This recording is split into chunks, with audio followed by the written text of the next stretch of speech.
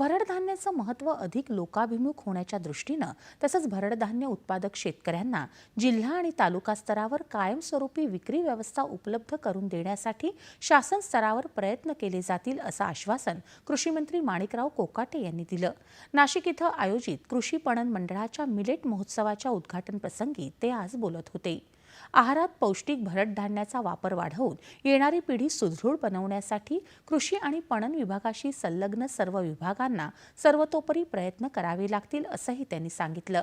यासह भरड धान्याला गाव, तालुका आणि जिल्ह्याच्या ठिकाणी बाजारपेठ उपलब्ध होण्यासाठी प्रयत्न करणार असल्याचंही कोकाटे यांनी सांगितलं।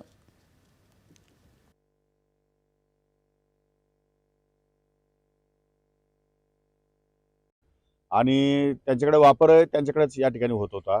सध्या लोक हेल्थ ओरिएंटेड झाले, हेल्थच्या संदर्भात कॉशन्स घ्यायला लागले आणि त्यामुळे आता त्यांच्याही लक्षात आलंय की नाचणी, त्याच्यानंतर जे काही छोटे छोटे दुष्काळामध्ये किंवा उन्हाळ्यामध्ये उत्पादित होणारे पदार्थ आहेत, त्यामुळे त्यांची डिमांड जास्त वाढलेली आहे आणि त्यामुळे आता लोक हळूहळू तिकडे या ठिकाणी वळत चालले। त्याच्यामध्ये असलेले घटक, त्यामुळे शरीराला होणारे फायदे, आरोग्याला होणारे फायदे याचा विचार करून आणि आता ते सर्वसमावेशक सर्वच शेतकरी त्या सर्व गोष्टींच्या मागे लागले आहेत।